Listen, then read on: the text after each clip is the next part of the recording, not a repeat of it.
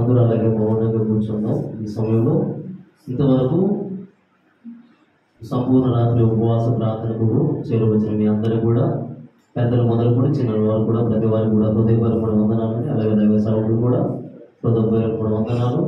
ఇంతవరకు పాటలు పాడి యేసయ్య నామాన్ని మహిమపరుచుకున్నాం, ఆరాధన చేసి యేసయ్య నామాన్ని మహిమపరుచుకుని ఉన్నాం. ఇది అతి ప్రాముఖ్యమైన సమయం కాబట్టి ఈ సమయంలో ప్రతి వారు కూడా దేవుని స్వరాన్ని, పరిశుద్ధాత్మ యొక్క పౌరపు స్వరాన్ని ప్రతి వారు కూడా శ్రద్ధగా వినయ వైభక్తులతో దేవుని వాక్యాన్ని వింటారని క్రీస్తు ప్రేమను బట్టి తెలియజేసుకుంటున్నాను. హల్లెలూయా. అందరూ బాగున్నారండి? అందరూ బాగున్నారా? సంతోషంగా ఉన్న వాళ్ళందరూ కూడా ఒకసారి హల్లెలూయా చెప్పండి. దేవునికి స్తోత్రం. చదవండి. కీర్తనల గ్రంథం 140వ కీర్తన, 140వ కీర్తన 7వ చరణం.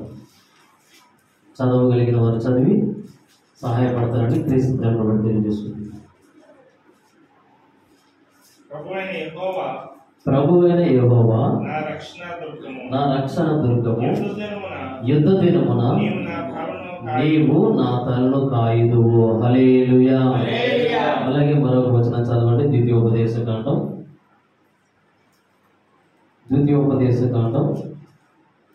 28వ అధ్యాయం 14వ వచనం. ద్వితీయోపదేశకాండం 28వ అధ్యాయం 14వ వచనం. అన్య దేవతలను అనుసరింపకయు వాటిని పూజింపకయు ఉన్నాయడలా నీవు అనుసరించి నడుచుకుని వాళ్ళని నేడు నేను నీకు ఆజ్ఞాపించుచున్న నీ దేవుడైన యెహోవా ఆజ్ఞలను విని వాటిని అనుసరించి గైకొనిన ఎడల యెహోవా నిన్ను తలగా నియమించును గాని తోకగా నియమించుడు. హల్లెలూయా. ఈ మాట మీరు గమనించినట్లయితే కీర్తనల గ్రంథంలో 140వ కీర్తన 7వ చరణంలో ఏముందంటే, యుద్ధ దినమున ఆయన నీ తల కాయును. ద్వితీయోపదేశకాండం వచ్చేసరికి ఏం చెప్తున్నాడంటే, నేను తలగా నియమించును అని అంటున్నాడు. అర్థమవుతుందా నా మాట గమనించినారా? అక్కడ ఉన్న మాట ఏంటంటే తల. అందరూ పలకండి. ఈరోజు నేను చెప్పబోయే మాట ఏంటంటే, పరిశుద్ధ గ్రంథంలో నుంచి తల అనే అంశం కొరకు ప్రార్థనాపూర్వకంగా మీ మధ్యలోకి వచ్చి ఉన్నాను. దేవుడు ఈ వాక్యం ద్వారా మనందరితో సూటిగా బహుతేటగా మాట్లాడును గాక. ఆమేన్. హల్లెలూయా. ఈ 140వ కీర్తనని ఎవరు రాశారంటే దావీదు. ఈ కీర్తన రాస్తున్నప్పుడు ఏం చెప్తున్నాడంటే, యుద్ధ దినమున నా తలను కాయవాడు నీవే అని చెప్తున్నాడు. యుద్ధ దినమున అంటే అసలు దావీదుకి వచ్చిన ఆ యుద్ధం ఏంటి? అక్కడ 4 స్వభావం కలిగిన 4 స్వభావాలు కలిగిన 4 గ్రూపులు ఉన్నాయన్నమాట. 140వ కీర్తన అది మొట్టమొదటి వచనం చదవగలిగితే అక్కడ దుష్టుల చేతుల్లో నుండి, అలాగే కింద వచనంలో బలాత్కారం చేయవారి చేతుల్లో నుండి, అలాగే 2వ వాక్యం దగ్గరికి వచ్చేసి అపాయకరమైన యోచనలు చేసేవారి దగ్గర నుంచి, అలాగే 3వ వచనంలో పాము నాలుకలు వంటి, ఇలా 4 గ్రూపులు. ఎవరెవరైనా మొట్టమొదటిగా దుష్టులు, రెండోదిగా బలాత్కారులు, మూడోదిగా అపాయకరమైన ఆలోచనలు కలిగిన వారు, 4వదిగా పాము నాలుకలు వంటి, ఇలా 4 గ్రూపులు ఉంటాయి.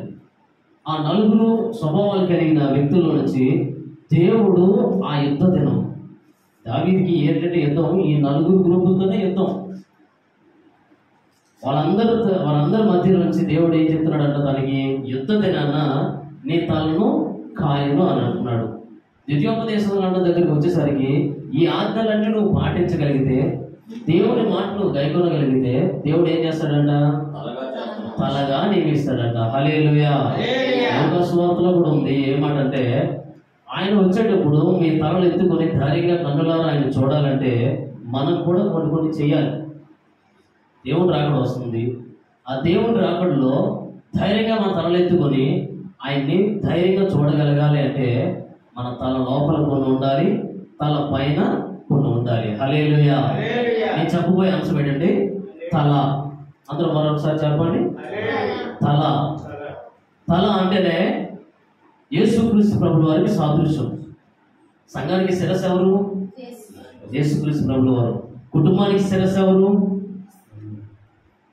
కుటుంబానికి శిరస్సు ఎవరండి? యజమానుడు. సంఘానికి శిరస్సు ఎవరు? సంఘ కాపరి. అయితే దేవుడు ఏం చెప్తున్నాడంటే ఆ తలని ఎంతో దినాన కాయను అంటున్నాడు. రెండోది ఏం చెప్తున్నాడంటే నీ తలను అందరికంటే పైగా హెచ్చిస్తాను, అందరికీ తలగా నియమిస్తాను అంటున్నాడు. తల అంటేనే యేసుక్రీస్తు ప్రభువు వారు. తల అంటేనే అనేక ఆలోచనలకి ఒక నిలయం. ఈ తలలో నుంచి అనేక ఆలోచనలు బయటికి వెళ్తాయి, అనేక ఆలోచనలు లోపలికి వస్తాయి. అయితే నేను చెప్పబోయే మాట ఏంటంటే యుద్ధ దినాన ఏ యుద్ధం? దేవుని యొక్క ఉగ్రత వస్తుంది, దేవుని యొక్క రాకడ వస్తుంది. ఆ దేవుని రాకడలో ఆ ఉగ్రతలో మన తల కాయపడాలంటే మనం ఏం చేయాలి? మన కుటుంబీకుల కంటే, మన సంఘంలో ఉన్న వాళ్ళందరికంటే, ఉన్న సంఘాలన్నిటికంటే మన సంఘం తలగా నియమించబడాలంటే మనం ఏం చేయాలి? మన తల లోపల ఏముండాలి, తల పైన ఏముండాలి? ఒక మాట చెప్తానండి, చెప్పమంటారా? ఒక వ్యక్తి ప్రయాణం చేస్తూ రోడ్డు మీద వెళ్తూ ఉన్నాడు. వెళ్తున్నప్పుడు యాక్సిడెంట్ అయిపోయింది. యాక్సిడెంట్ అయ్యేటప్పుడు తల ఒక భాగం ఎగిరిపోయింది, మొండ ఒక భాగం అయిపోయింది. తల ఏమో నుచ్చు అయిపోయింది, మొండ మాత్రం బాగానే ఉంది. ఆ వ్యక్తిని గుర్తుపట్టగలమా, గుర్తుపట్టలేమా? చెప్పాలి, అందరూ చెప్పాలి. తల మంచిగా ఏది కూడా కాకుండా మంచిగా ఉంటే గుర్తుపట్టగలం. అక్కడేమో ఆ తల నుచ్చు అయిపోయింది. ఏమైంది? ఇంకా ఆ తలని, ఆ బాడీ ఎవరిది అనేది గుర్తుపట్టలేదు. అయితే మరొక వ్యక్తి కూడా అలాగే రోడ్డు మీద వెళ్తున్నాడు. బాడీ మాత్రం నుచ్చు అయిపోయింది, తల మాత్రం మంచిగా సేఫ్గానే ఉంది. అప్పుడు ఆ వ్యక్తిని గుర్తుపడతామా లేదా? అయితే యేసు రక్తం చేత కడగబడ్డావు, నువ్వు విశ్వాసవి, నువ్వు సేవకుడివి, నువ్వు ఆత్మీయుడివి అనడానికి ఎవరు ప్రాముఖ్యమైన తెలుసా? యేసు ప్రభువు అనే తల ఉంటేనే నిన్ను గుర్తించగలరు. హల్లెలూయా. యేసు అనే తల ఉంటేనే నీ కుటుంబానికైనా, నీ సంఘానికైనా, నీ ఆత్మీయ జీవితానికైనా ఒక ప్రాముఖ్యత కలుగుతుంది, ఒక విశేషత కలుగుతుంది. ఆ తల అనే యేసు ప్రభువు వారు లేకపోతే శూన్యం. ఈ సంఘానికి యజమానుడిగా కాపురం లేకపోయినా, ఈ సంఘానికి యజమానుడిగా శిరస్సుగా యేసు ప్రభువు వారు లేకపోయినా, కుటుంబానికి శిరస్సుగా యజమానుడు లేకపోయినా ఆ కుటుంబం ఏమవుతుంది? వీధి పాలు అవుతుంది, ఏ ఆధారం లేకుండా అయిపోతుంది. అయితే దేవుడు ఏం చెప్తున్నాడంటే నిన్ను యుద్ధ దినాన నీ తలని కాయాలంటే, నేను అందరికంటే తలగా హెచ్చించాలంటే నీ తల లోపల కొన్ని ఉండాలి, తల పైన కొన్ని ఉండాలి. తల లోపల ఉండేవి చెప్తారా మీకు కొద్దిగా? మీకు తలకాయలు ఉన్నాయా? ఉన్నాయండి, తలలు ఉన్నాయా? తలలు ఉన్నాయా అని ఒకసారి అడిగి చెప్పండి. మీ తలకాయ మీరు చూసుకోండి. మీ తలకాయలు మీరు చూసుకోలేరు కాబట్టి కొన్ని పక్కన ఉన్న తలకాయలు ఉన్నాయా మీరు చూడండి. తలకాయలు ఇక్కడ ఉన్నాయి కానీ ఆలోచనలు ఎక్కడో ఉన్నాయి. తలకాయలు ఎక్కడ ఉన్నాయి కానీ నిద్ర అనే ఆలోచన మీదకి వెళ్ళిపోతా ఉంది. దేవుడు ఈరోజు కూడా ఈ ప్రత్యేక దినమందు దేవుడు మనందరితో సూటిగా మాట్లాడునుగాక. ఆమేన్. హల్లెలూయా. మనం అడుగుతున్నా, మన తల లోపల ఉండేవి ఏంటో చెప్తారా? బాహ్యంగానే ఒక మనిషి తల లోపల ఏముంటే చెప్పండి. ఆలోచనలు కాదండి, తల లోపల ఏముంటాయి? నరం ఉంటాయి, రక్తం ఉంటుంది, మెదడు ఉంటుంది. ఆలోచనలు పక్కన పెడితే ఇవి ఉంటాయా లేదా? మరి తల పైన ఏముంటాయి? తల బయట చెప్పండి. తెలీదా? మీకేం తెలీదా? కనబడట్లేదా? జుట్టు ఉంటుంది, కళ్ళు ఉంటాయి, నోరు ఉంటుంది, ముక్కు ఉంటుంది, ఇంకా చెవులు ఉంటాయి. అయితే ఇది బాహ్య రూపంగా తల పైన, తల లోపల కనిపించే ఇవి కొన్ని అవయవాలు. అయితే ఆధ్యాత్మికంగా మన తల లోపల కొన్ని ఉండాలి, ఆధ్యాత్మికంగా మన తల పైన కొన్ని ఉండాలి. ఈరోజు వీలైతే దేవుని కృపను బట్టి తల లోపల ఏముండాలో మనం 3-4 మాటలు చెప్తాను. చాలా జాగ్రత్తగా వింటారు, జాగ్రత్తగా వింటాము అనేవారు ఒకసారి చెప్పండి. బాగా చెప్పారు, చాలా అయ్యా, ముగించుకొని వెళ్ళిపో అన్నట్లు చెప్పారు. దగ్గర చెప్పండి, సంతోషం చెప్పాలి. హల్లెలూయా. దేవుడు యుద్ధ దినమున అంటే దేవుని యొక్క రాకడలో నీ తల సాతానుగా ఎత్తుకొని పోకుండా దేవుడు నిన్ను తలగా కాయాలంటే, నిన్ను తలగా నియమించాలంటే, దేవుని యొక్క రాకడలో నువ్వు కన్నులు ఎత్తి నీ తల ఎత్తుకొని ధైర్యంగా ఆయన చూడగలగాలంటే నీ తల లోపల ప్రాముఖ్యంగా 3 తలకాయలు ఉండాలి. ఒక తలకాయి వేరే చోట ఉండాలి. 4 తలకాయల కోసం చెప్తాను, చెప్పమంటారా? మీకు అర్థమవుతుందా అన్నమాట? దేవుడు నిన్ను తలగా నియమించాలంటే, దేవుడు యుద్ధ దినాన నీ తల కాయాలంటే, దేవుని యొక్క రాకడలో నీ తల ఎత్తుకుని ధైర్యంగా ఆయన చూడగలగాలంటే నీ తల లోపల ప్రాముఖ్యంగా 4 తలకాయలు ఉండాలి. ఈరోజు ఆ 4 తలకాయల కోసం చెప్తాను, చాలా జాగ్రత్తగా వినాలి. వింటారు కదా? 3 ప్రాముఖ్యంగా నీ తల లోపల ఉండాలి, 1 మాత్రం వేరే ప్రదేశంలో కూడా ఉండాలి. చెప్తాను, చాలా జాగ్రత్తగా వినండి. చాలా జాగ్రత్త, మళ్ళీ చెప్తున్నా, చాలా జాగ్రత్తగా వినాలి. శ్రద్ధగా వింటేనే దేవుని యొక్క మాటలు అర్థమవుతాయి. దేవుని యొక్క మాట శ్రద్ధగా వింటేనే అది మన హృదయంలో పదిలంగా ఉంటుందని నేను విశ్వసిస్తున్నాను. మీరు కూడా విశ్వసించి దేవుని యొక్క వాక్యాన్ని శ్రద్ధగా భయభక్తులతో వింటారని క్రీస్తు ప్రేమను బట్టి తెలియజేసుకుంటున్నాం. మరలా చెప్తున్నా, దేవుడు అందరికంటే, నీ బంధువుల కంటే, నీ రక్త సంబంధికులందరికంటే, సంఘంలో ఉన్న వారందరికంటే నిన్ను తలగా నియమించాలంటే, యుద్ధ దినాన్ని నీ తలను కాయాలంటే, దేవుని యొక్క రాకడలో నీ తలను ఎత్తుకుని ధైర్యంగా ఆయన చూడగలగాలి అంటే నీ తల లోపల ఉండాల్సిన ప్రాముఖ్యమైన 4 తలకాయలు చెప్తాను. చాలా జాగ్రత్తగా వినండి. మొట్టమొదటి తలకాయ చదవండి. సామెతల గ్రంథం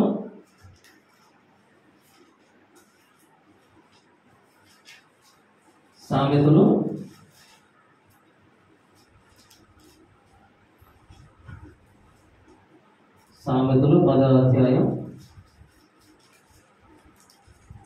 7వ వచనం. నీతిమంతుని జ్ఞాపకం చేసుకొనుట ఆశీర్వాదకరము. అది కదా, సారీ. నీతిమంతుని తల మీదకి ఆశీర్వాదం. ఆశీర్వాది 8వ వచనం అన్నది. 10వ అధ్యాయం 6వ వచనం.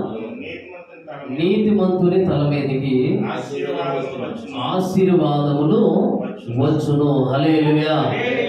ఇది ఎవరి తలకైన మొట్టమొదటిగా? నీతిమంతుని తల. అందరూ చెప్పండి, ఎవరి తల అండి ఇది? నీతిమంతుని తల. నీతిమంతుని తల మీదగా అన్నాడు. నీతి నీకు నాకు బయట కనబడుతుందా? ఎలా కనబడుతుంది? నీతి అనేది మన క్రియల ద్వారా కనబడుతుంది. నువ్వు నీతిమంతురాలని తెలియచేయబడాలంటే, నువ్వు నీతిమంతురాలని ఎదుటి వ్యక్తులకు తెలియాలంటే నీ లోపల ఉండాల్సింది నీతి. ఒక నీతిమంతుడు తల అంటే ఎవరో కాదు, నీ తలకాయే, నా తలే. మన ఆలోచనలో ఏముండాలంటే నీతి కలిగి ఉండాలి. మన ఆలోచన ఏం కలిగి ఉండాలండి? నీతి కలిగి ఉండాలి. మన నీతిమంతులమేనా? దేవుని వాక్యం చెప్తుంది నీతిమంతుడు లేడు, ఒక్కడు కూడా లేడు. మరి నీతిమంతులు ఎవరు? అసలు నీతిమంతులమే అని తెలియచేయబడాలంటే కొన్ని అర్హతలు కలిగి ఉండాలి కదా. దేవుడు మన నీతిమంతులని ఎదుటి వ్యక్తులు తెలియచేయాలంటే, ఆ నీతి క్రియలో మనలో కనబడాలంటే కొన్ని ప్రాముఖ్యమైన విషయాల్లో మనం పాల్గొని ఉండాలి. మన నీతిమంతులుగా లోకంలో చలామణి అవ్వాలంటే, నీతిమంతులుగా తీర్చిదిద్దబడాలంటే మనం దేని చేత కడగబడాలి? రోమపత్రిక 5వ అధ్యాయం 9వ వచనం చదవండి ఒకసారి. రోమపత్రిక 5వ అధ్యాయం 9వ వచనం. రోమపత్రిక 5వ అధ్యాయం 9వ వచనం చదవండి త్వరగా. కాబట్టి ఆయన రక్తం వలన ఇప్పుడు నీతిమంతులుగా తీర్చబడి మరింత నిశ్చయముగా ఆయన ద్వారా ఉగ్రత నుండి రక్షింపబడదుము. హల్లెలూయా. ఇప్పుడు మనం నీతిమంతులను తెలియచేయబడాలంటే మన నీతి మురుగుకూడదు. దేవుడు పోల్చాడు. మన నీతి లోకంలో పనిచేయదు, మన నీతి సంఘంలో పనిచేయదు, మన నీతి ఎదుటి వ్యక్తుల దగ్గర పనిచేయదు. మన ఈ నీతి దేవుని ఎదుట నిలవబడలేనిది. అయితే మనం నిత్యముగా నీతిమంతులుగా తీర్చిదిద్దబడాలంటే యేసు రక్తము ద్వారా మాత్రమే నీతిమంతులుగా తీర్చిదిద్దబడుదుముగాక. యేసు రక్తం చేత కడగబడిన వాళ్ళందరూ కూడా ఒకసారి చెప్పండి, నిజంగానే కడగబడ్డారా? నిజంగానే కడగబడ్డారా? యేసు రక్తం చేత కడగబడితేనే మనం నీతిమంతురాలమే. హల్లెలూయా. యేసు రక్తం చేత కడగబడినంత మాత్రాన నీతిమంతులుగా అయిపోతాం. అయితే ఆ నీతి క్రియలో నడిపించబడుతూనే ఉండాలి. ఆ నీతి కలిగిన మార్గాల్లో నడిపిస్తూనే ఉండాలి. మనం నడవాలి, అనేకుల్ని నడిపించాలి. మిమ్మల్ని ఒక ప్రశ్న అడుగుతా, అడగమంటారా? నేను నీతిమంతుడిని అనేవారు ఒకసారి చెప్పండి. ప్రశ్న అర్థం కానట్టుంది. నేను నీతిమంతుడిని, నాలో ఏ పాపం లేదు, యేసు రక్తం చేత కడగబడకపోయినా పర్వాలేదు, నేను నీతిమంతుడినే, దేవుని అన్ని పనుల్లో నేను చూసుకుంటున్నాను, అన్ని కార్యాల్లో ఉంటున్నాను, అన్ని పరిచయాల్లో నేను ఉంటున్నాను కాబట్టి నేను నీతిమంతుడినే అని చెప్పగల ధైర్యం ఎవరికైనా ఉందా? చెప్పండి, చెప్పగలమా? యేసు రక్తం చేత కడగబడితే మాత్రమే మనం నీతిమంతులమి. నువ్వు నీతిమంతుడిగా ఉండడమే కాదు, ఆ నీతి మార్గంలోనికి అనేకులు నడిపించగలగాలి. నువ్వే కాదు, నీ కుటుంబం కూడా నడిపించబడాలి. నీ కుటుంబమే కాదు, నీ రక్త సంబంధికులు, నీ బంధువులందరూ కూడా నడిపించబడాలి. నీ బంధువులే కాదు, నీ శత్రువులతో సహా దేవుడి సన్నిధానాన్ని నడిపించగలిగిన నీతి నీలో ఉందా? ఉందని ఎవరు ఒకసారి చెప్పండి. మన శత్రువులకు మనం సువార్త ప్రకటించగలమా? మన శత్రువులకు మనం ప్రేమ కలిగిన మాటలు చెప్పగలమా? మన శత్రువులకు ఏనాడైనా మంచి మాటలు చెప్పినామా? చెప్పలేం. ఎందుకంటే వాళ్ళు శత్రువులు కాబట్టి. దేవుడు ఏం చెప్తున్నాడు? శత్రువుని సహా మనం ప్రేమించగలగా. శత్రువుని ప్రేమించాలి, శత్రువులు ఉన్న పాపాన్ని ద్వేషించాలి. నీకు కనబడే నీతిమంతుడిని, నీకు కనబడే మంచోళ్ళని ప్రేమిస్తే అది నీతిమంతుడిగా తీర్చిదిద్దబడలేదు. శత్రువుని సహా ప్రేమించగలిగితేనే నువ్వు నేను నీతిమంతులమే. హల్లెలూయా. మొదటిగా యేసు రక్తం చేత కడగబడితే నీతిమంతులుగా తీర్చిదిద్దబడ్డాం. మరలా నీతిమంతులుగా తీర్చిదిద్దబడాలంటే మనం ఏం చేయాలి? కొరింథీయులకు రాసిన మొదటి పత్రిక 6వ అధ్యాయం 11వ వచనం చదవండి ఒకసారి. కొరింథీయులకు రాసిన మొదటి పత్రిక 6వ అధ్యాయం 11వ వచనం. మీలో కొందరు అట్టి వారే ఇంటిని కానీ, అట్లా కాదు, అక్కడ ఉన్న మాట ఏంది? మీలో కొందరు అట్టి వారే ఇంటిరి. ఎట్లా ఉన్నారట? అట్టి వారే అంటే ఎట్లా ఉన్నారు? అంతకు ముందు పైకి వచ్చిన చదవండి, చూడండి. అట్టి వారే ఎట్లా ఉంటున్నాడు? మీలో కొందరు అట్టి వారే ఉన్నారు కానీ ఎట్లా అంట? దొంగలు, లోబులు, త్రాగుబోతులు, దోషకులు, దోచుకున్న వారై దేవుని రాజ్యములకు వారసులుగా కానేరకుండా ఉన్న వ్యక్తులు అందరూ కూడా. అయితే అలా ఉన్నా కానీ ప్రభువు అయిన యేసుక్రీస్తు నామమునను మన దేవుని ఆత్మయందును కడగబడి పరిశుద్ధపరచబడిన వారై నీతిమంతులుగా తీర్చిదిద్దబడితిరి. హల్లెలూయా. చెప్పండి బిగ్గరగా హల్లెలూయా అని. హల్లెలూయా. మొదటిగా యేసు రక్తం చేత మనం కడగబడినప్పుడే నీతిమంతులుగా తీర్చిదిద్దబడమే కాకుండా దేవుని యొక్క ఉగ్రత నుంచి మరింత నిశ్చయముగా తప్పించబడుతున్నాం. రెండోదిగా మనం నీతిమంతులుగా తీర్చిదిద్దబడాలంటే యేసు యొక్క ఆత్మ వలన మాత్రమే మనం నీతిమంతులుగా తీర్చిదిద్దబడతాము. హల్లెలూయా. అన్నమాట మన దేవుని ఆత్మ యందును మీరు కడగబడి పరిశుద్ధపరచబడిన వారై ఉంటేనే మనం అందరూ కూడా ఏమవుతామండి? అందరూ చెప్పాలి, అందరూ చెప్పాలి, నోరున్న వాళ్ళందరూ చెప్పాలి. నీతిమంతులుగా తీర్చిదిద్దబడతాము. ఎప్పుడు? యేసు రక్తం చేత కడగబడిన తర్వాత. ఎప్పుడు? దేవుని యొక్క ఆత్మ చేత కడగబడి పరిశుద్ధపరచబడిన తర్వాత మాత్రమే మనం నీతిమంతులుగా తీర్చిదిద్దబడతాము. యేసు రక్తం చేత కడగబడ్డావు అంటేనే చేతులెత్తి హల్లెలూయా చెప్పు. దేవుని ఆత్మ చేత కడగబడ్డావా? మిమ్మల్ని మీరు ప్రశ్నించుకోండి. ప్రశ్నించుకోగలిగితే మనలో ఆత్మ ఉందో లేదో మనకు తెలిసిపోయేది. అన్ని భాషలు మాట్లాడినంత మాత్రం మనలో ఆత్మ ఉన్నట్లు కాదు. నేను ఆత్మ ఉందో లేదో నీ పక్కన వ్యక్తికి తెలియకపోవచ్చు. నేను పరిశుద్ధాత్మ అభిషేకం ఉందో నీ పక్కన విశ్వాసికి తెలియకపోవచ్చు. నేను పరిశుద్ధాత్మ అభిషేకం ఉందో లేదో నీ సేవకుడికి తెలియకపోవచ్చు. సమస్య ఎరిగిన యేసయ్యకు నీకు మధ్యలో పరిశుద్ధాత్మ అభిషేకం ఉందో లేదో నీకు తెలుసు కదా. నా దేవుడికి మరింత నిశ్చయముగా కనబడుతుంది కదా. నువ్వు ఆత్మ కలిగిన వ్యక్తివో ఆత్మ లేని వ్యక్తివో నిన్ను నువ్వే మోసం చేసుకోవద్దు. దేవుడు స్పష్టంగా నీతో మాట్లాడుతున్నారు. మాట్లాడితే హల్లెలూయా చెప్పండి, ఆమేన్ చెప్పుకోండి.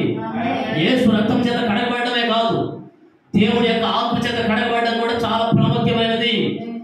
యేసు రక్తం చేత కడగబడడం అనేది ఈ లోకరీతిగా నీతిమంతులుగా చలామణి అవ్వడానికి, దేవుడి యొక్క ఆత్మ చేత కడగబడడం అనేది ఏంటి తెలిసిన? దేవుడి యొక్క రాజ్యానికి వారసులుగా మార్చబడడానికి. హల్లెలూయా. దేవుడి యొక్క ఆత్మ చేత కడగబడి పరిశుద్ధపరచబడాలంట. ఒక్కసారి పరిశుద్ధ ఆత్మ నీలోకి వచ్చి నీలో ఉన్న పాపానంతా కూడా ఒక్కసారి కడిగితే ఏమవుతుందో తెలుసా? పరిశుద్ధపరచబడి నీతిమంతురాలుగా తీర్చిదిద్దబడుదువు గాక. ఆమేన్. హల్లెలూయా. నిన్ను తలగా నియమించాలన్నా, దేవుడు ఎదుగుదనాన్ని తల కాయాలన్నా, దేవుడి యొక్క రాకడలను తలెత్తుకుని ధైర్యంగా ఆయన కన్నులారా చూడాలన్నా, మొట్టమొదటిగా నీ తల లోపల ఉండాల్సిన తల ఎవరితో తెలిసినా నీతిమంతుని తల. నీతిమంతుని తల అంటే నీతి కలిగిన వ్యక్తిగా ఉండాలి, నీతి కలిగిన ఆలోచన కలిగిన వ్యక్తిగా ఉండాలి. ఒకసారి దానియేలు గ్రంథం ఒకసారి తీయండి. దానియేలు గ్రంథం 12వ అధ్యాయం.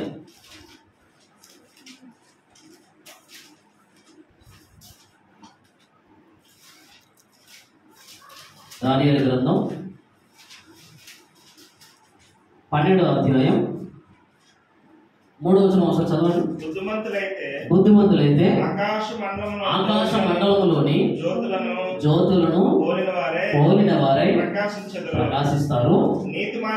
చూడండి, ఈ మాట చాలా జాగ్రత్తగా గమనించండి. నీతి మార్గమును అనుసరించి నడుచుకున్నట్లు ఎవరు అనేకులు త్రిప్పుదురో వారు నక్షత్రములు నిరంతరము ప్రకాశించెదరు. హల్లెలూయా. మాట గమనించారా?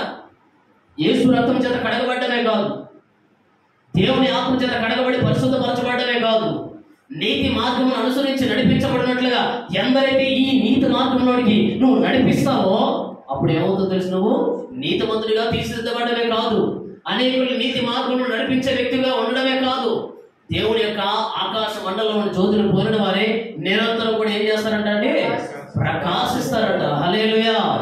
ఒకసారి చప్పట్లు కూడా యేసయ్య నామమున మహిమపరచండి.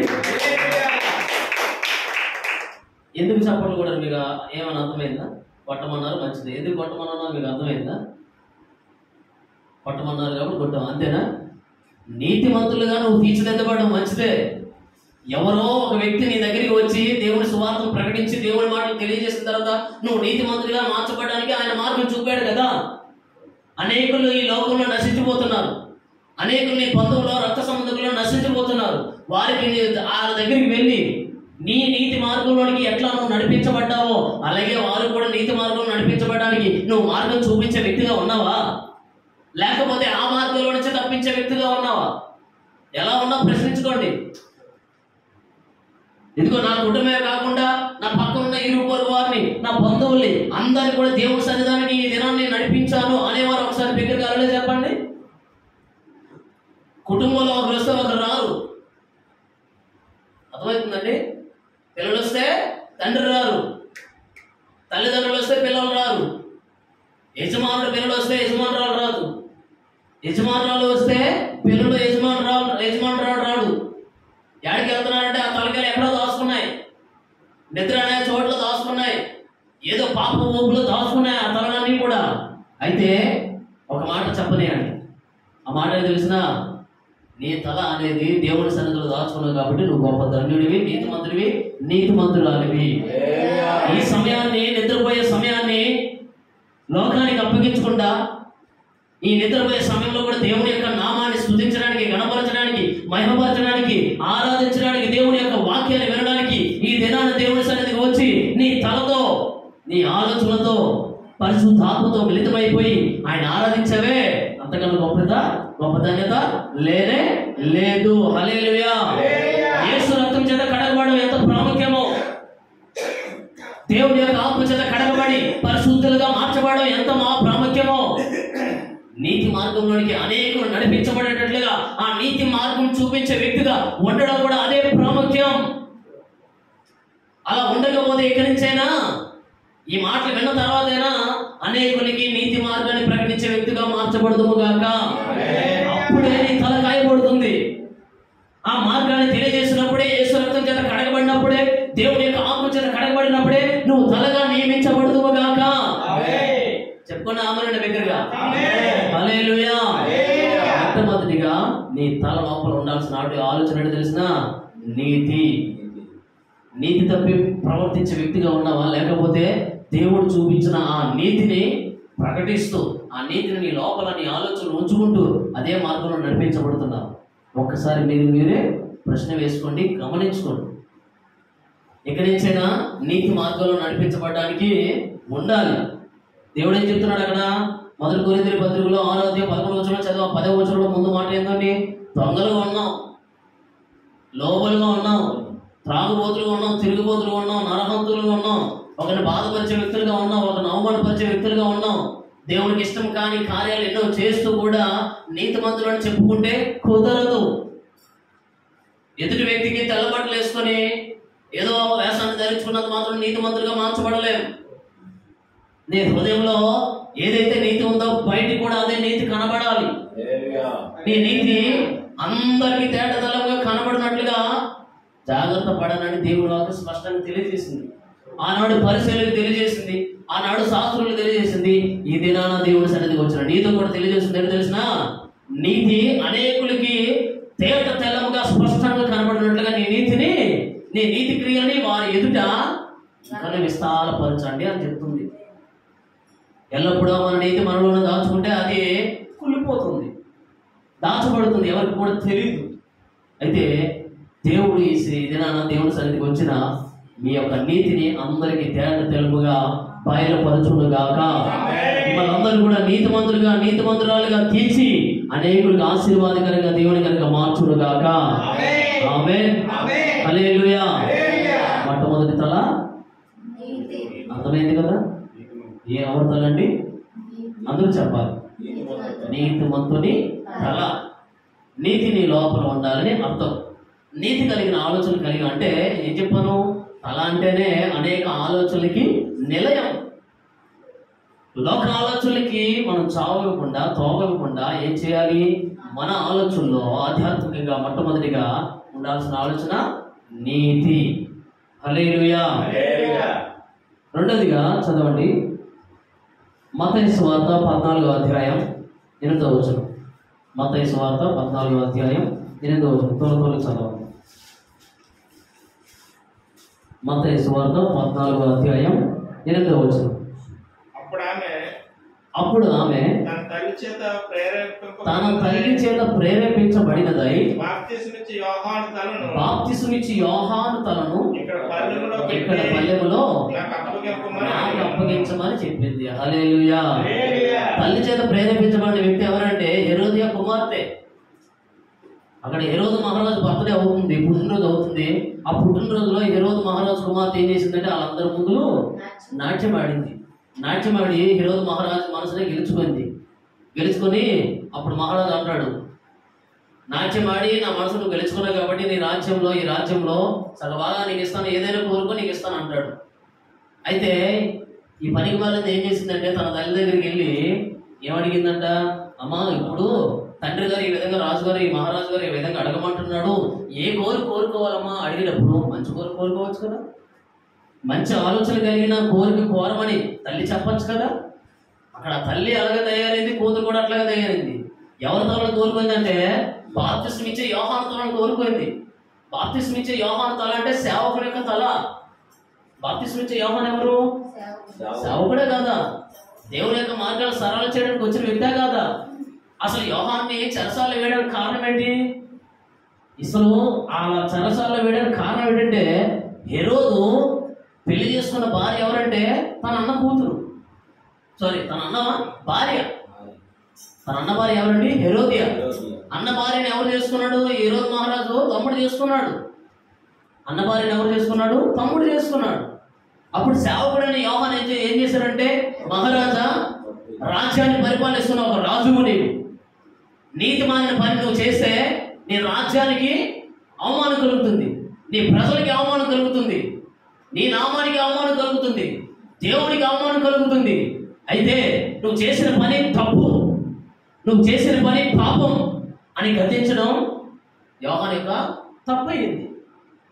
ఈ యోహాను ఏం చేశాడంటే, సేవకుడు ఏం చేశాడంటే, ఇలా చేయొద్దు, ఇది పాపం కాబట్టి, దేవునికి విరోధమైన పని చేస్తున్నావు కాబట్టి, విరోధమైన కార్యం చేస్తున్నావు కాబట్టి, ఇది నువ్వు చేస్తే నీకు శాపం తప్పదు, నీకు సావు మరణం తప్పదు అని హెచ్చరించడం వల్ల ఏమైంది? యోహాను ఎక్కడ వేసినారు? చెరసాలలో వేశారు. అంటే సేవకుడు హెచ్చరించకూడదు, సేవకుడు బుద్ధి చెప్పకూడదు, సేవకుడు గద్దించకూడదు.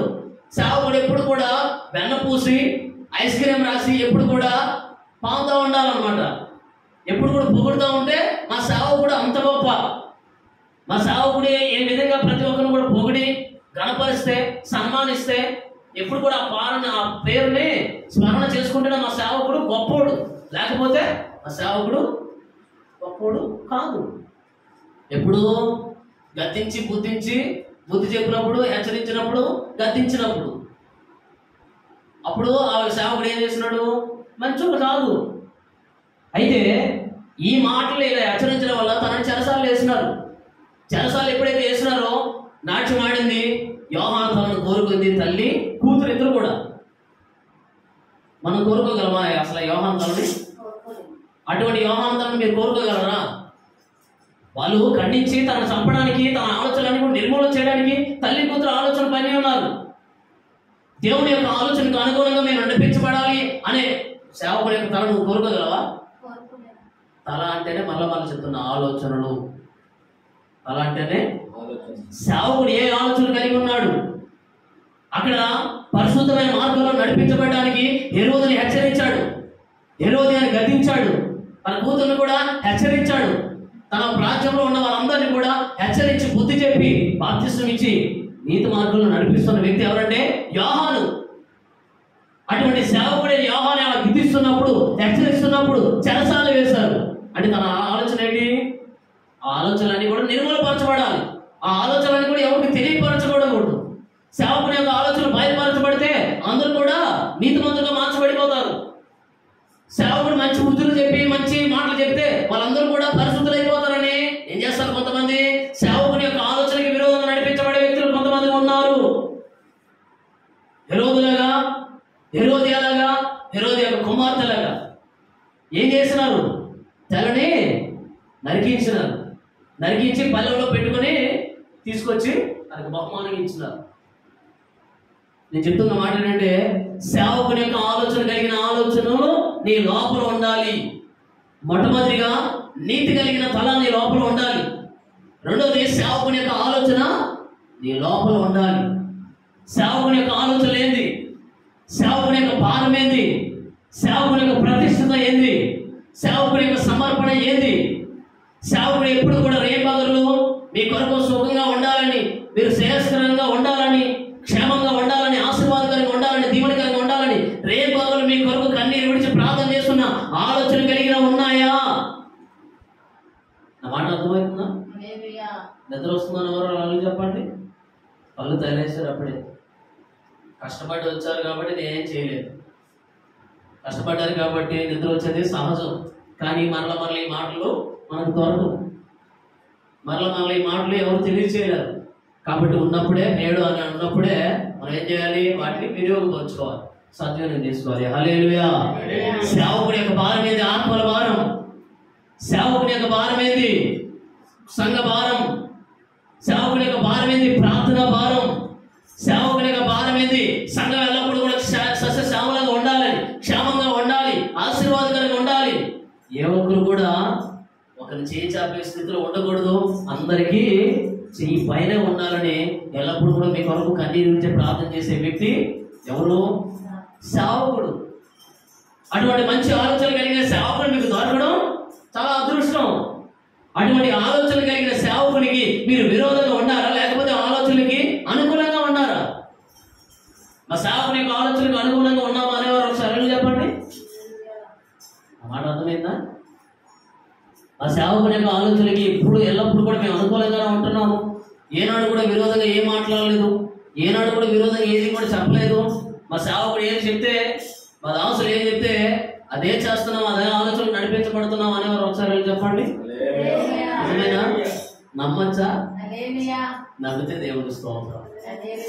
అలాగే చేస్తే అలా ఆలోచన కలిగి ఉంటే ఖచ్చితంగా నా దేవుడు మిమ్మల్ని అందరూ కూడా తలగా నియమించుడు గాక.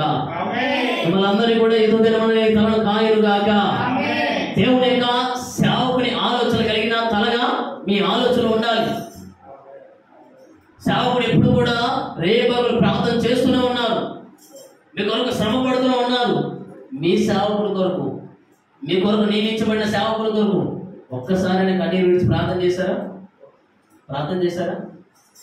మీ మనసారి చెప్పుకోకపోతే ఒకసారి నిజంగా అనలే చెప్పండి.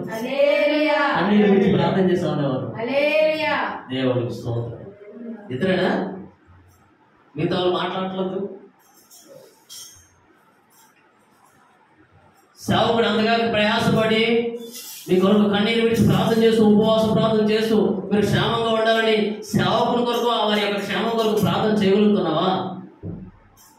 సంఘం యొక్క భారాన్ని ఆయనే తీసుకోవడం కాదు, ఆయన భారంలో కొద్ది కూడా మీరు కూడా తీసుకోవాలి కదా.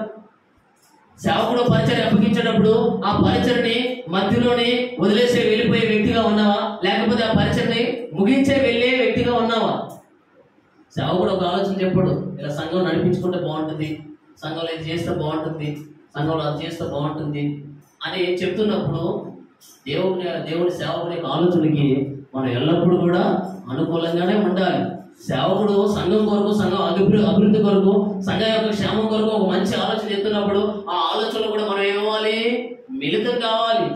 ఆ ఆలోచనలు కూడా మన ఆలోచనలు కూడా కలిపి ఏం చేయాలి, సహకరించే వ్యక్తులుగా మనం మార్చబడుదుము గాక. చెప్పండి హల్లెలూయా అని, చెప్పండి ఆమేనండి. హల్లెలూయా, దేవుడి నామానికి మాత్రం మహిమ కలుగును గాక. ఇట్లా మన ఆలోచనలో రెండో తల ఎవరు ఉండాలండి? యోహాను తల, దేవుని సేవకుడి యొక్క తల. యోహాన్ అంటేనే కృప అని అర్థం. ఎల్లప్పుడూ కూడా మనలో ఎప్పుడైతే దేవుని యొక్క కృప పొందుకుంటామో దేవుడి సేవకుని యొక్క ఆలోచనలు ఎల్లప్పుడూ కూడా మనం ఏమవుతుందండి, అనుకూలంగానే నడిపించబడతాం. విరోధంగా ఏది మాట్లాడము, విరోధంగా ఏ కార్యాలు కూడా మనం చేయము కూడా. ఇప్పుడు దేవుడి సేవకుడు కలిగిన ఆలోచనలు వీళ్ళు ఉన్నప్పుడు దేవుడి సేవకుని యొక్క ఆలోచనలు కొంతమంది విరోధంగా లేపబడ్డారు. దేవుడి సేవకుని యొక్క ఆలోచనలు కొంతమంది సనుగుకున్నారు. ఇశ్రాయేలు ప్రజలు సనుకోలేదా? సనుకున్నప్పుడు ఏమైంది? దేవుడి సేవకుని యొక్క ఆలోచనకి విరోధంగా నడిపించబడుతున్నప్పుడు ఏమైంది? భూగర్భం తెరివేయింది. భూమి తన నోరు తెరిచి ఇంకేం లేదా? దేవుడి సేవకుని యొక్క ఆలోచనకి విరోధంగా నడిపించబడుతున్నప్పుడు ముక్కుల్లో నుంచి ఏమైంది? మాంసం కారుతున్నప్పుడు అక్కడే పడి చచ్చిపోలేదా? దేవుడి సేవకుని ఎప్పుడు కూడా శోధిస్తున్నప్పుడు, సనుకుంటున్నప్పుడు పరిశుద్ధ స్థలానికి రాబడలేదా? పరిశుద్ధ స్థలానికి వచ్చి వారందరూ కూడా దేవుని యొక్క శాపానికి గురవలేదా? ఎందుకైనారు? దేవుడి సేవకుని యొక్క ఆలోచనకి విరోధంగా లేపబడ్డారు. కోరాహు, దాతాను, అభిరాములు ఏం చేసినారు? సేవకుడే బలి అర్పించాలి, సేవకుడే తోపమయ్యాలి. కానీ కోరాహు, దాతాను, అభిరాములు ఏం చేసినారు? ఒక గుంపుని ఏర్పాటు చేసుకుని సేవకునికి విరోధంగా లేపబడ్డారు.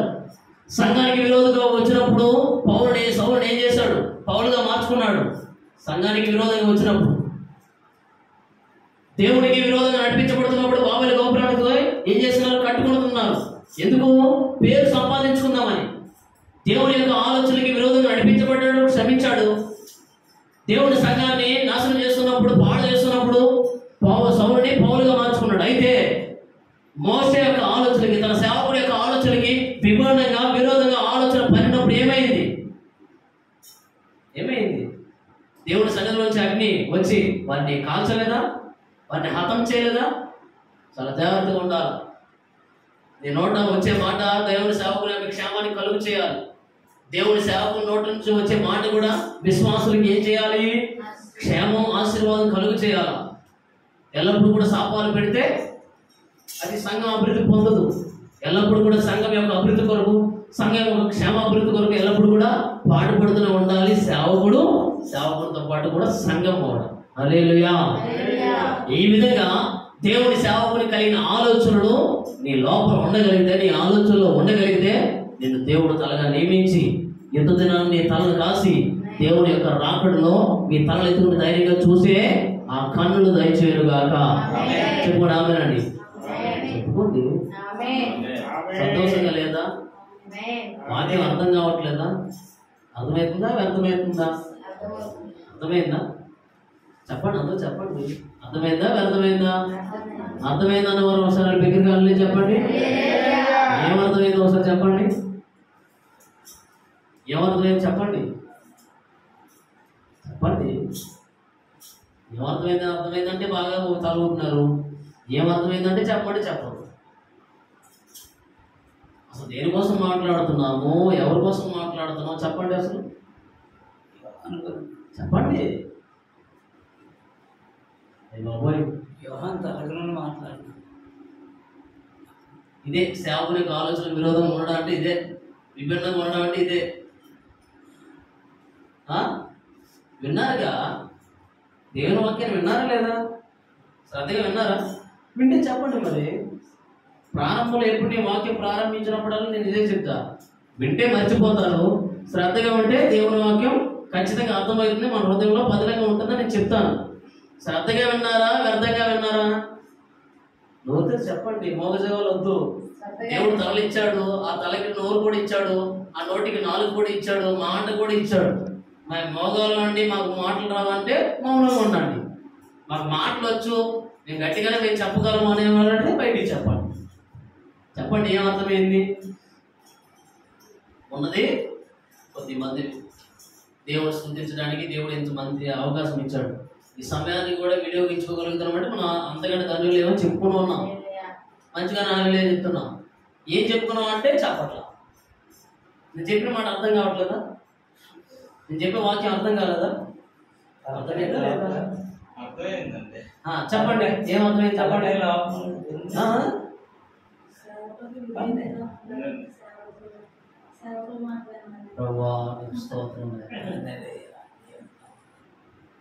మూల వాక్యానికి మళ్ళీ వెళ్దాం.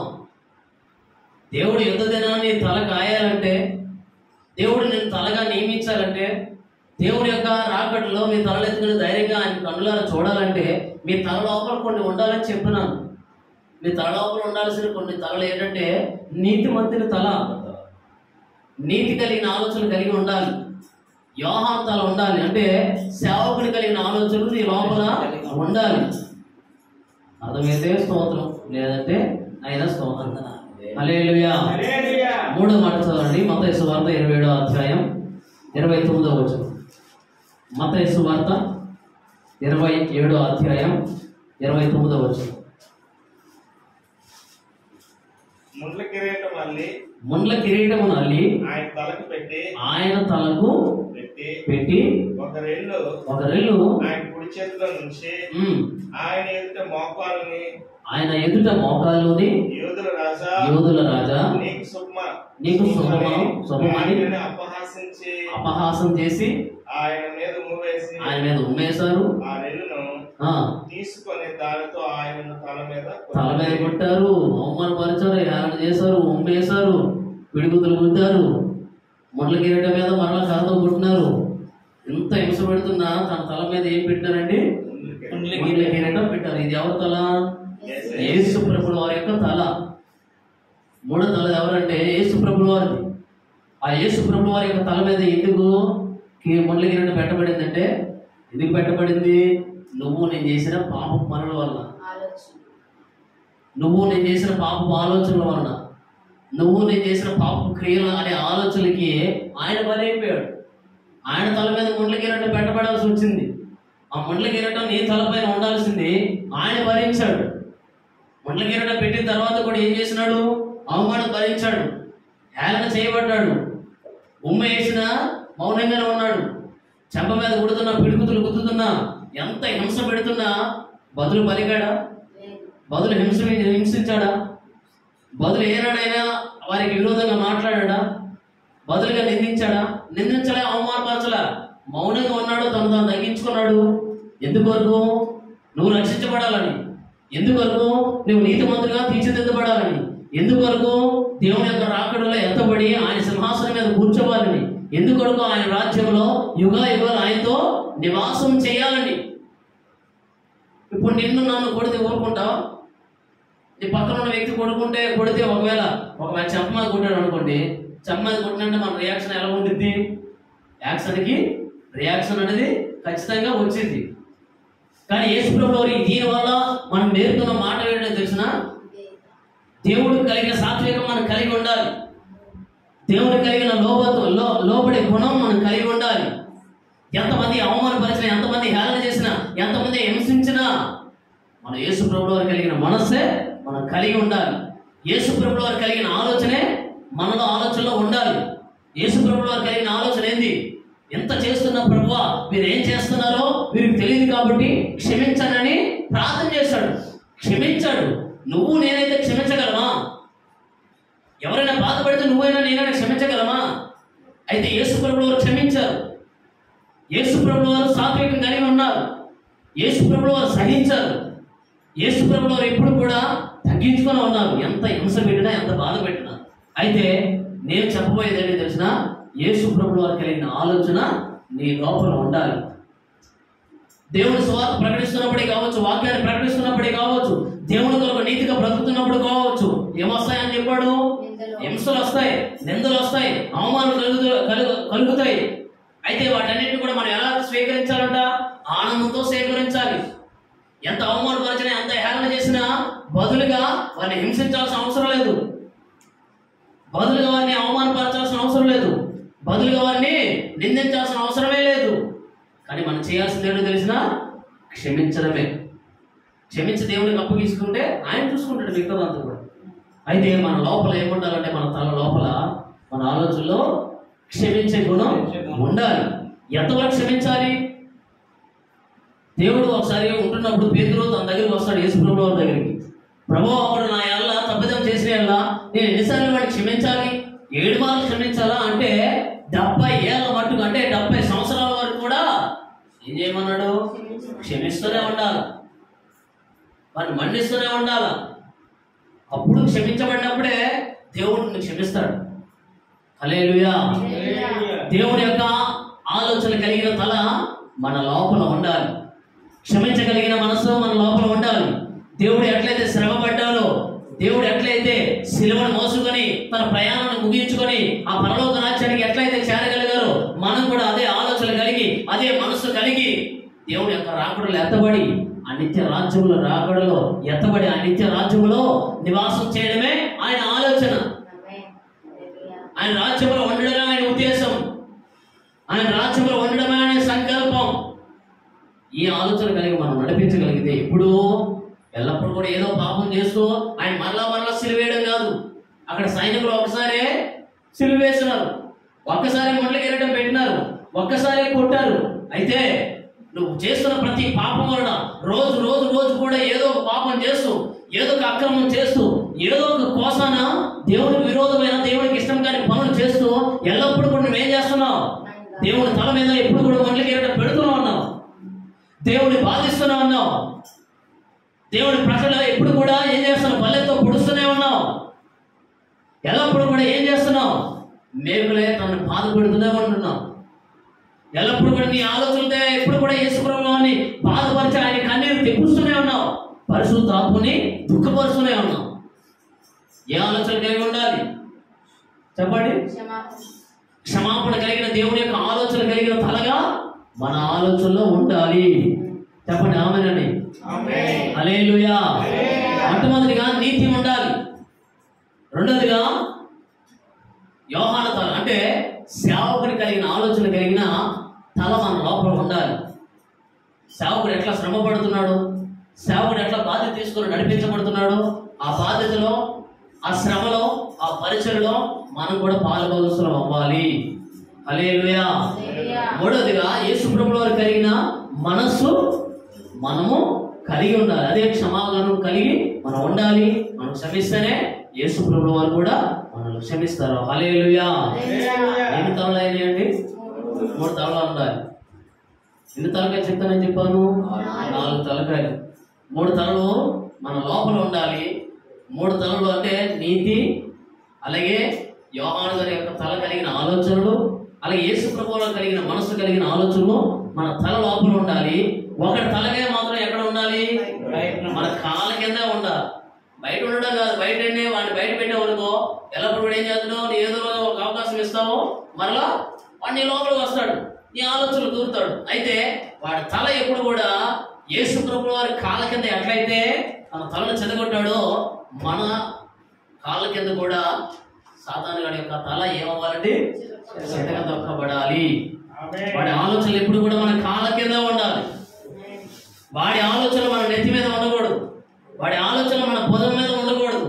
వాడి ఆలోచన మన ఆలోచన ఉంటే సాతాను గారి సంబంధం అవుతాం, లోక సంబంధం అయిపోతాం, పాప సంబంధం అయిపోతాం.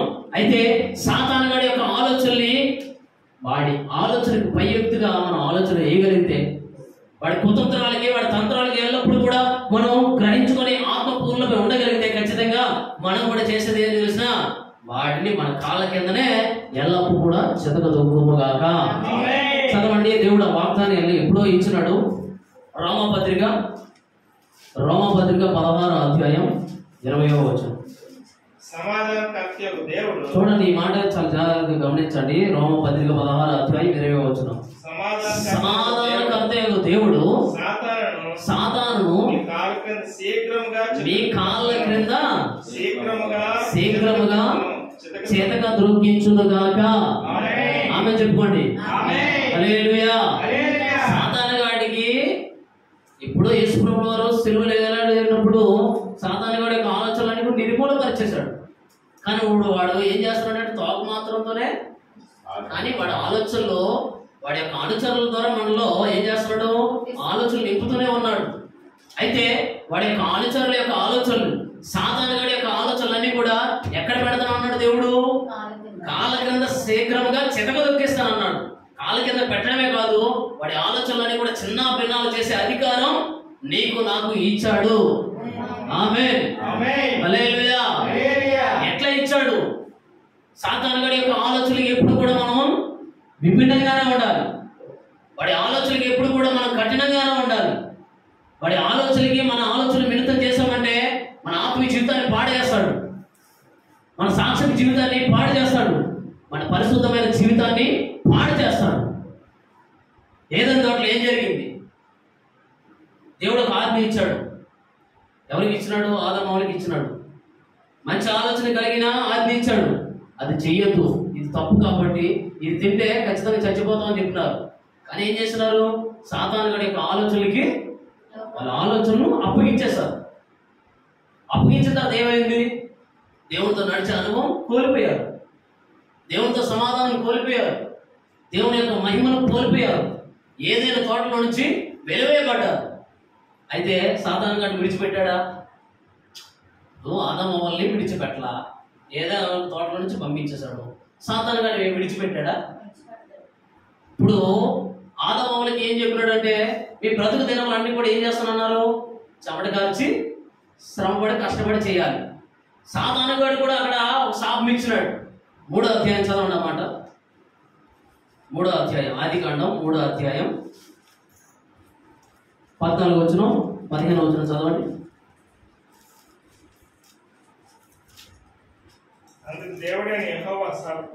అందుకు దేవుడైన యెహోవా సర్పముతో నీవు దీన్ని చేసినందున పశువులన్నిటిలోను భూజంతువులన్నిటిలోను చూడండి. సాతాను అక్కడ పాము శరీరం దూరాడు కాబట్టి పాముకి ఒక శాపం.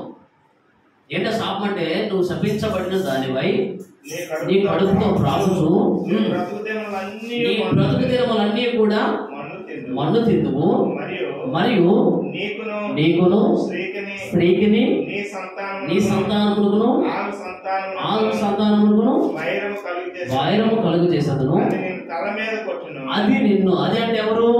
స్త్రీ. స్త్రీ అనగా సంఘం. సంఘం అక్కడ ఏం చెప్తున్నాడంటే, దేవుడు గొప్ప అధికారం ఆదికాండంలో ఇచ్చినాడు, ఆదిలోనే ఇచ్చాడు. అది నిన్ను తల మీద కొట్టును. హల్లెలూయా. దేవుడు ఈ సాతాను గాడు ఏం చేశాడంటే, వాళ్ళిద్దరిని మోసపుచ్చాడు. దేవుని యొక్క ఆలోచనలన్నీ కూడా వాళ్ళ ఆలోచనల నుంచి తెరిపివేసేసాడు. చెరిపివేసినప్పుడు దేవుడే రంగంలో దిగి ఉన్నాడు. రంగంలో దిగిన తర్వాత ఏమైంది? సాతాను గాడికి ఒక శాపం. నీ బ్రతుకు దినములన్నీ కూడా ఏం చేస్తావంటే ప్రాగుతూనే ఉండాలి. నీ బ్రతుకు దినములన్నీ కూడా ఏం తింటానన్నాడు? మన్ను తింటానన్నాడు. మన్ను ఎవరండి? చెప్పండి, ఒక మాట చెప్పండి. మనమే కదా. ఇప్పుడు ఒక మాట, ఒక ప్రశ్న అడుగుతాను, చిలిపి ప్రశ్న అనమాట. ఏంటో ప్రశ్న అంటే, ఆదికాండంలో పిల్ల పాములుగా ఉన్న ఈ పాము, ఈ సర్పం ప్రకటన గ్రంథం వచ్చేసరికి ఆది మహాగఢ సర్పంగా ఎలా మార్చబడింది చెప్పగలుగుతారా? నా ప్రశ్న అర్థమైందా? ఆదికాండంలో పాము పిల్ల పాములా ఉంది. ప్రకటన గ్రంథం వచ్చేసరికి ఆది మహాగఢ సర్పంగా మార్చబడిందంట. ఎలా మార్చబడింది చెప్పగలుగుతారా? చిలిపి ప్రశ్న, చిలిపిగానే చెప్పాలి. అంతే, ఆన్సర్ నిజమే. అది దేవుడు ఏం చెప్పినాడు? నీ బ్రతుకు దినములన్నీ కూడా మన్నే తింటావు. మన్నంటే మనుషులే. దేవుని యొక్క ఆలోచనల నుంచి చెరపబడిన తర్వాత, దేవుని యొక్క ఆలోచన నుంచి వెళ్ళిపోయిన తర్వాత నీ ఆలోచనలన్నీ కూడా ఎవరి ఆలోచనలు నింపబడినాయి?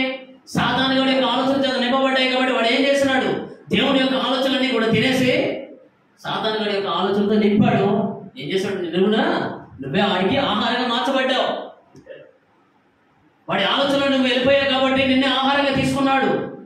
దేవుడు వాడికి కూడా అధికారం ఇచ్చాడా లేదా? ఏంటి అధికారం? నా ఆలోచనలు ఉంటేనే నువ్వు మహిమ శరీరంలో లేపబడతావు, దేవుడి యొక్క రాజ్యంలో వెళ్తావు. ఒక్కసారి సాతానుగాడి యొక్క ఆలోచనలు నువ్వు వెళ్ళిపోయావు అనుకో, వాడికి ఆహారంగా మార్చబడతావు. వాడికి ఒక్కసారి ఆహారంగా మార్చబడ్డావు అనుకో, ఏమవుతావు? నిత్య నరకానికి వెళ్ళిపోతావా లేదా? కానీ దేవుడు ఏం చెప్పాడంటే, స్త్రీ సంతానానికి నీ సంతానానికి ఎప్పుడు కూడా వైరం కలుగు చేసేందులో ఎల్లప్పుడు కూడా యుద్ధమే. దేవుడి యొక్క ఆలోచనలకి సాతానుగాడి యొక్క ఆలోచనకి ఎల్లప్పుడు కూడా యుద్ధమే. అయితే ఆ ఆలోచనలో దేవుడికి విజయాన్ని నువ్వు అందిస్తావా, లేకపోతే సాతానుగాడికి విజయాన్ని అందిస్తావా? దేవుని యొక్క ఆలోచనకి విజయాన్ని అందించే వ్యక్తిగా నువ్వు ఉంటావా, లేకపోతే సాతానుగాడి యొక్క ఆలోచనకి నువ్వు అప్పగించి సాతానుగాడికి నువ్వు కొమ్ముగా ఉంటావా? చెప్పండి, ఎవరి ఆలోచనలో నువ్వు ఉంటావు? చెప్పండి. దేవుడి యొక్క ఆలోచనలో నువ్వు ఉండగలిగితే, దేవుడు నీకు ఇచ్చే అధికారం ఏంటి తెలిసిన? వాడి తల మీద కొట్టడమే కాదు, వాడి మన కాళ్ళ కింద వాడిని శీఘ్రముగా వాడి తలని చెదక దొక్కించును గాక. ఆమేన్. హల్లెలూయా. ఒకసారి చాలా జాగ్రత్తగా గమనించాలి. దేవుడి యొక్క ఆలోచనలు ఉంటే మహిమ శరీరాలు, దేవుడి యొక్క ఆలోచనలు ఉంటే దేవుడి రాకడలో ఎత్తబడతావు. దేవుడి యొక్క ఆలోచనలు ఉంటే దేవుడి యొక్క సింహాసనం మీద కూర్చుంటావు. దేవుడి యొక్క ఆలోచనలు ఉండగలిగితే దేవుడితో యుగ యుగాలు ఆయన రాజ్యంలో ఏలుబడి చేస్తావు. సాతాను గాడి యొక్క ఏలుబడిలో ఉంటావా, లేకపోతే దేవుడి యొక్క ఏలుబడిలో ఉంటావా? దేవుడితో ఏలుబడి చేసే వ్యక్తిగా ఉంటావా, లేకపోతే సాతాను గాడికి ఏలుబడిలోకి వెళ్ళిపోతావా? ఎలా ఉంటాం మనం? దేవుడితో ఏలుబడి చేసే వ్యక్తులుగా మనం మార్చబడుతుంది కాక. ఆమేన్. సాతాను గాడి యొక్క ఆలోచనకు వెళ్ళిపోయావా, నిన్నే ఆహారంగా తీసుకుంటాడు. నువ్వే వాడి చేతిలో బలైపోతావు. వాడి కమంద అస్సాలకు వెళ్ళిపోయి ఒక్కసారి ఆహారంగా మార్చబడ్డావా, సాతాను గాడికే నువ్వు బలంగా మార్చబడతావు. సాతాను గాడికి దేవుడితో ఎదిరించడానికే దేవుని యొక్క మనుషులతోటి, దేవుని యొక్క ప్రజలతోటి, దేవుని యొక్క సంఘంతో నువ్వు కూడా సాతాను గాడితో యుద్ధం చేసే వ్యక్తిగా మారిపోతావు. చాలా జాగ్రత్తగా ఆలోచించుకోవాలి. దేవునికి ఆహారంగా మార్చబడితే మంచిదే. సాతాను గాడి యొక్క ఆహారానికి, వాడికి ఆ నోటికి ఆహారంగా మార్చబడ్డావా, నిత్య నరకానికి వెళ్ళిపోతావు. హల్లెలూయా. దేవుడు సిలువ వేయబడిన తర్వాత, మరణించిన తర్వాత భూగర్భంలోకి వెళ్ళాడు. పరదేశంలోకి వెళ్ళాడా లేదా? కిందకి 3 రోజులు ఉన్నాడు. 3 రోజులు వెళ్ళిన తర్వాత తన శిష్యులందరూ కూడా ఒక గదిలో బంధించబడి ఏం చేసినారు? బాధతో ఉన్నారు, దిగులుతో ఉన్నారు. వాళ్ళ మధ్యలోకి వచ్చాడు. మత్తయి సువార్త 24లో ఉంటుంది. వాళ్ళ మధ్యలోకి వచ్చాడు. లోకా సువార్తలో కూడా ఉంటుంది. వాళ్ళ మధ్యలోకి వచ్చి మీకు సమాధానం కలుగును గాక అన్నాడు. దాని తర్వాత శిష్యులు ఏమడిగినాడు తెలిసిన? తినడానికి ఏదైనా ఆహారం ఉందా అని అడుగుతాడు. అప్పుడు ఏం చేసినారు వీళ్ళందరూ కూడా? ఆహారం ఉందయ్యా అనేసి చేపలు కాల్చి ఇచ్చారా లేదా? అంటే వారందరూ కూడా ఏం చేస్తున్నారు? ఆయన ఆకలి తీర్చారా లేదా? మరలా యోహాను సువార్త దగ్గరికి వచ్చేసరికి శిష్యులు ఏం చేసినారు తెలిసిన? మీ దగ్గర ఏదైనా తినడానికి ఉందంటే మా దగ్గర ఏమీ లేదన్నారు. మొట్టమొదటి ఏమో యేసు ప్రభువు మరణించి లేచిన తర్వాత వారి మధ్యలోనికి సమాధానం కలుగు చేసిన తర్వాత వారు ఏం చేసినారు? దేవునికి ఆహారం పెట్టగలిగినారు. అయితే యేసు ప్రభువు వారు మరణించారు, మాకు ఇంకెవరు తోడలేరు, మాకు ఎవరు కూడా బలం లేదని నిరాశ చెందిన సేవకులు, నిరాశ చెందిన శిష్యులు ఏం చేస్తున్నారంటే మరలా వలలు పట్టుకొని ఎక్కడికి వెళ్ళారు? మరలా చేపలు పట్టుకోవడానికి వెళ్ళారు. చేపలు పట్టుకోవడానికి వెళ్తున్నప్పుడు యేసు ప్రభువు వారు మన మధ్యలోకి వచ్చి ఏమడిగినాడు? తినడానికి ఏమైనా ఉందంటే లేదు. ఎందుకు లేదు? రాత్రంతా శ్రమపడినా ఒక చేప కూడా పడలేదు ప్రభు అని చెప్తారు. అయితే దేశ ప్రభువు వారి గుర్తు ఏం చేస్తున్నారంటే వారి కొరకు ఆహారం సిద్ధపరిచాడు. మంటల మీద ఏం చేస్తున్నాడు? నిప్పుల పైన చేప కలిచాడు, రొట్టె చేపని వారికి ఇచ్చాడు. మనం ఏం చేయాలంటే దేవుని యొక్క ఆలోచనలకి ఎల్లప్పుడూ కూడా మనం బందీలమై ఉందుముగాక. దేవుని యొక్క ఆలోచనలతోనే నడిపించబడుదుముగాక. సాతాను గాడి యొక్క ఆలోచన మన కాళ్ళ కింద చెట్టు దొరుకుతుముగాక. ఆ అధికారంతోనే మనం నడిపించబడగలిగితే ఖచ్చితంగా నేను తలగా నియమించుగాక. యుద్ధ దినాన నీ తలను కాయనుగాక. యుద్ధ దినాన్ని ఏ యుద్ధమో తెలిసినా దేవునికి సాతాను గాడికి యుద్ధం జరుగుతుంది. ఆ యుద్ధంలో మన తల కాయపడాలంటే ఈ 3 ఆలోచన కలిగిన తలలు మన లోపల ఉండాలి. దేవుని యొక్క రాకడలో మన కన్నులు ఎత్తి తలనెత్తుకొని ధైర్యంగా చూడాలంటే ఈ 3 ఆలోచనలు కలిగిన తలలు మన కాళ్ళ కింద ఉండాలి. ఈ విధంగా ఉంటేనే మనము తలగా నియమించబడతాము. ఎంత దినాలు మన తల కాయబడుతుంది. దేవుడి యొక్క రాకడ వచ్చేటప్పుడు తలనెత్తుకుని ధైర్యంగా చూచుదుముగాక. ఆమేన్. హల్లెలూయా. అర్థమైంది కదండి? దాంతో నా వాక్యాన్ని ముగిస్తున్నాను. అర్థమైతే చప్పట్లు కూడా యేసయ్యనామని. హల్లెలూయా. దేవుని నామానికి మాత్రం మహిమ కలుగును గాక. అందరూ తల వంచండి. దేవుని వాక్యాన్ని ప్రార్థన చేసుకుందాం.